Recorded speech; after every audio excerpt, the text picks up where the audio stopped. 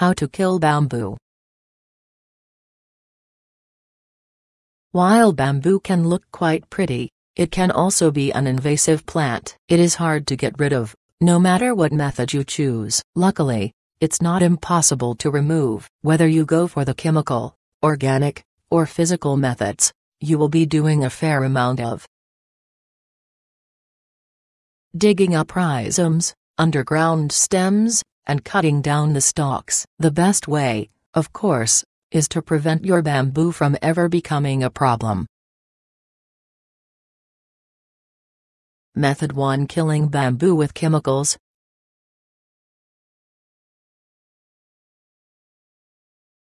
(1) Cut the bamboo down to soil level and wait for new shoots to grow back. Before you spray new bamboo leaves, make sure that you either cut or mow it down and then allow it to regrow. It sounds weird, but you need to let new bamboo grow. Bamboo herbicide won't be effective if the canes of the bamboo are well developed. Bamboo is stringy but not very hard. A lopper, which looks like a scissors with huge handles and a little jaw, cuts it much better than a saw. Cut the bamboo down in late winter so that you can be applying to herbicide on the new growth in late spring or early summer. 2. Sever any underground rhizomes when new shoots start to grow back.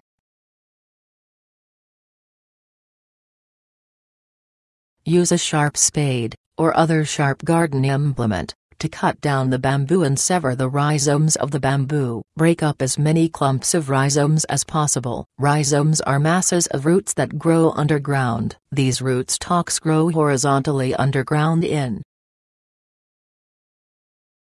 clumps and then send new shoots up beyond the surface when the plant is ready to grow. You probably recognize rhizomes if you've ever eaten ginger and galangal, or have seen raw turmeric. These roots with many offshoots are what the underground rhizomes of the bamboo plant should look like. 3. Apply glyphosate herbicide to the leaves, stalks, and shoots of the bamboo.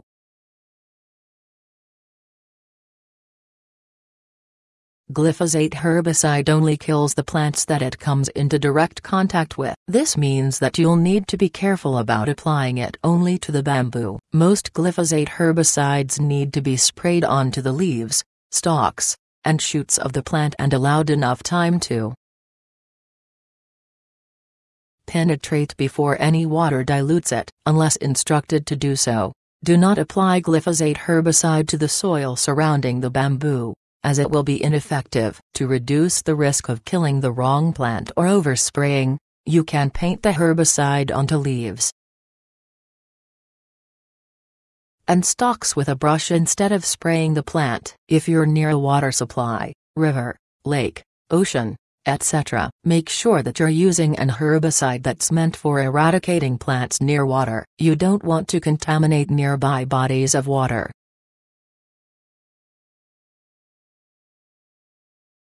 4. Alternately, use a stump and root killer on the bamboo.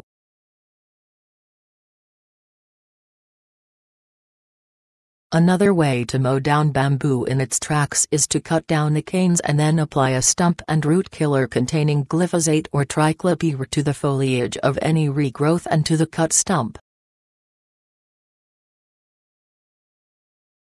5. Repeat treatment.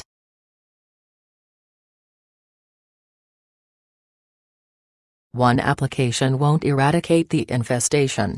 Bamboo is tough and has a tendency to spread like wildfire. Unfortunately, even wildfire can't completely get rid of this pest. As the bamboo continues to send up shoots, you'll need to continually apply the herbicide treatment to the leaves, stalks, and shoots of the plant in order to properly exterminate it. When using any kind of herbicide, remember to consult instructions that come with packaging. Some herbicide instructions may differ significantly from the advice offered in this tutorial. When push comes to shove, Defer to instructions that come with the herbicide product. You should also use this herbicide method in conjunction with rooting out the rhizomes of the bamboo, so that it doesn't keep sending up shoots. Method 2: Killing bamboo without chemicals.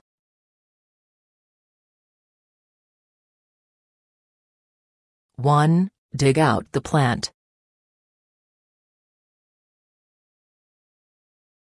This is one of the main, non-chemical ways to kill your bamboo. Use a sharp spade, mattock, or saw to cut the plant down and dig it out. Like all the other methods and ways, this will take some paying attention to the bamboo and continuing to root out its different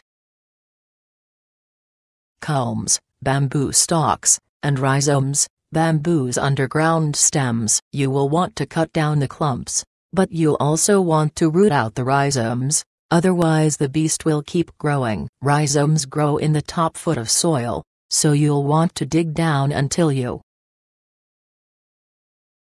find them. Sever the rhizomes as you go, especially if you want to keep some of the bamboo plant. This will keep it from sending out more shoots. Keep cutting it down and digging it out. You will need to do this until the bamboo plant stops sending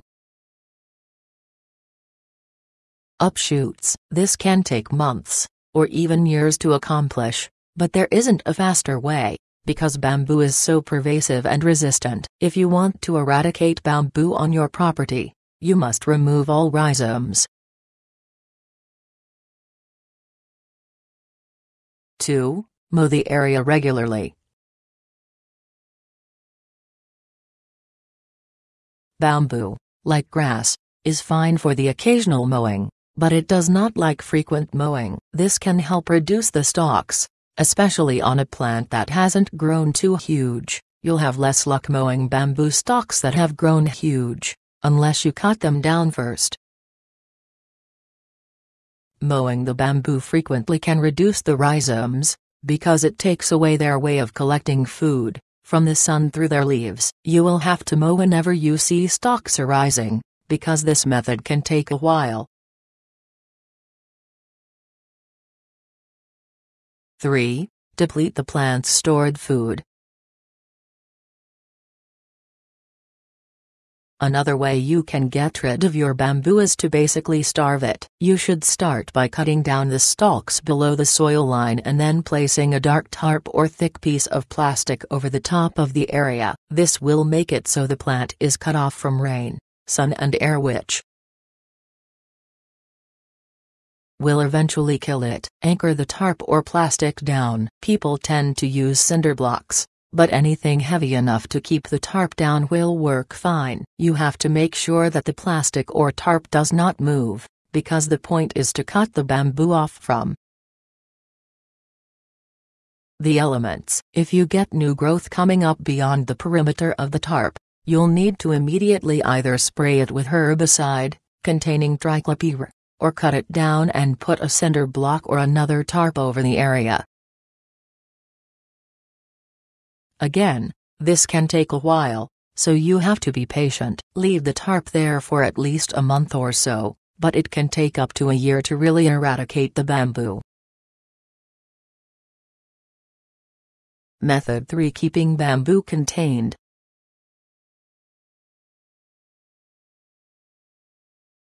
One, set up an open-sided barrier.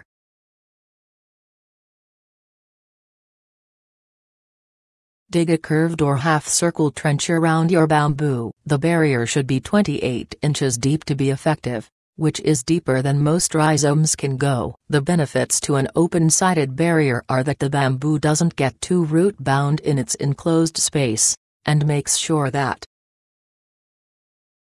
the bamboo has adequate drainage. You can also use it to set up a border along a fence line or property line, which can help keep your bamboo from escaping into your neighbor's yard or vice versa. If you're in a DIY sort of mood, you can make the barrier from concrete, metal, or plastic. Any of them are good. Be aware that rhizomes may be able to travel through wood. Its use is discouraged. One really effective and highly used material is a high-density polypropylene 40 ml or heavier. This sort of specialized bamboo barrier usually costs between $3 and $4 per foot, depending on the material and thickness. If setting up a barrier along a fence, place it directly alongside the fence, with about 2 inches, 1 centimeter, of barrier above ground. An open-sided barrier will require annual root pruning to contain the bamboo. 2. Set up a fully enclosed barrier.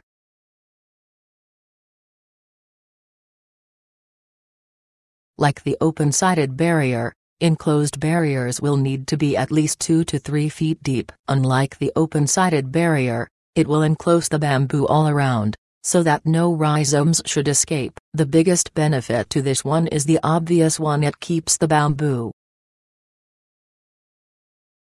completely contained, although you may still have to check for rhizomes. Again, make sure that at least 2 inches, 1 cm, of barrier is visible above the ground, because this will allow you to detect any rhizomes trying to escape over the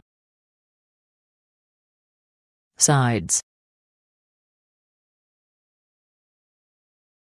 3. Consider hedging bamboo in on one side with a pond or stream.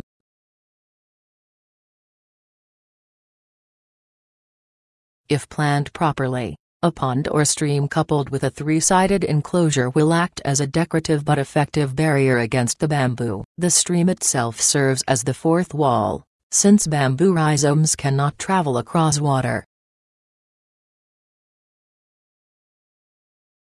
4. Periodically check for escaping rhizomes. If your enclosure is deep enough and well constructed, your bamboo shouldn't have very many places to grow. Still, you'll have to keep vigilant watch on your bamboo to make sure it isn't creeping out of its designated area. If you do catch some unruly bamboo rhizomes, remove them entirely, cut them up beneath the surface, and consider using any of the steps mentioned above to fully kill the bamboo.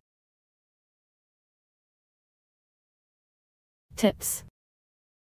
Clumping bamboo, unlike running bamboo, which is the most invasive and difficult to get rid of, can be a better option if you still want bamboo in your yard. However, it can also get out of hand, and the above methods are good for getting rid of it, as well. Dried bamboo's leaves can be sharp. The unwanted bamboo is easiest to move to the desired location, such as a compost heap or curb, for environmentally friendly yard waste pickup when fresh cut. Some zoos take bamboo to feed pandas. If you want to donate yours, find out when they want it before cutting, and wait until it swells away to get out the chemicals. If you plant a bamboo in a container, you won't have to worry about it sending out runners all across your yard. It's a good way to enjoy bamboo without all the hassle. Dried bamboo can be used to build trellises in the garden or for small construction projects. Warnings. Wear gloves when applying the herbicides. Otherwise your skin could get irritated. Make sure that you apply the herbicides only to the plants you want to kill, otherwise you'll damage other plants in your garden.